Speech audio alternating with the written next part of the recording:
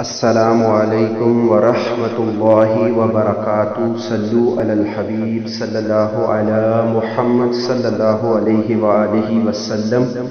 آج ہم کلام کریں گے اس ٹاپک پر کہ یہ جو لوگ ایک دوسرے پر جادو ٹونا وغیرہ کرتے ہیں یہ بہت ہی سخت گناہ ہے اور یہ مکافات عمل بھی ہے۔ جو لوگ ایسا کریں گے ان کے ساتھ ان کے گھر میں بھی ایسا ہی ہوگا، اس لیے ہمیشہ کوشش کرنی چاہیے کہ کسی کے ساتھ بھی ظلم اور زیادتی نہ کی جائے۔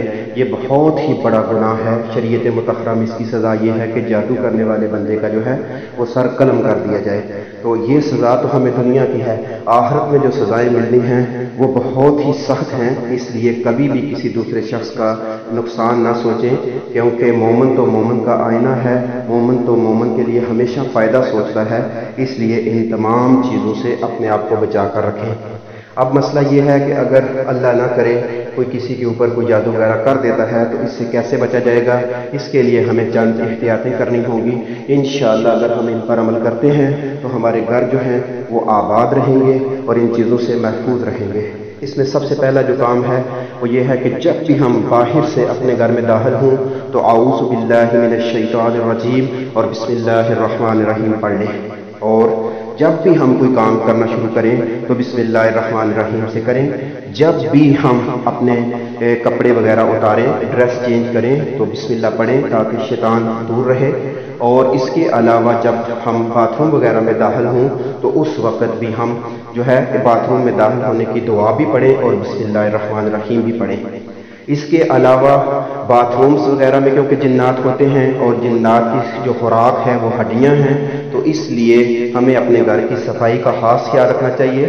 باتھ رومز وغیرہ میں جو ہے وہ بھی پاکیزہ رہنا چاہیے، اپنی صفائی کا خصوصی خیال رکھنا چاہیے، پردے میں رہنا چاہیے اور اپنے گھروں کو گندگی سے پاک رکھنا چاہیے۔ جو بھی گند وغیرہ ہو اس کا جو ڈبہ ہے وہ اپنے گھر سے باہر رکھنا چاہیے، اور ہڈیاں وغیرہ جو ہیں ان کو بھی باہر پھینک دینا چاہیے۔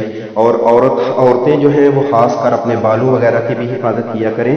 یہ بھی اس کا بھی پردہ ہے کیونکہ یہ بھی ان کی زندگی کا حصہ ہے، ان کو بھی ان کو سنبھال کر رکھنا چاہیے۔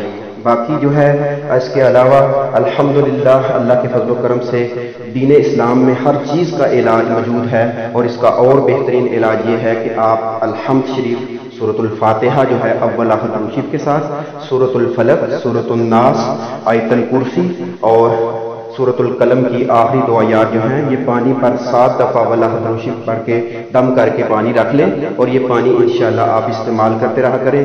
رات کو سونے سے پہلے آیت الکرسی پڑھ لیا کریں، سورۃ الفلق اور سورۃ الناس پڑھ لیا کریں، اور انشاءاللہ کسی کا برا نہ سوچیں، انشاءاللہ آپ کے ساتھ بھی برا نہیں ہوگا۔ اللہ عز و جل سے دعا ہے کہ اللہ عز و جل ہم سب کو تمام شیطانی وسوسوں سے محفوظ رکھے، اور جو لوگ اس طرح کے برے کام کرتے ہیں اللہ عز و جل ان کو بھی ہدایت عطا فرمائے، اور اللہ عز و جل ہمیں ان تمام چیزوں سے محفوظ رہنے کی توفیق عطا فرمائے اور دین اسلام پر صحیح معنوں میں عمل کرنے کی توفیق عطا فرمائے۔ اپنے گھروں میں قرآن کی تلاوت کریں، جس گھر میں قرآن کی تلاوت ہوتی ہے، سورۃ البقرہ پڑھی جاتی ہے، وہاں پہ انشاءاللہ کوئی بھی شیطانی عمل نہیں ہوگا۔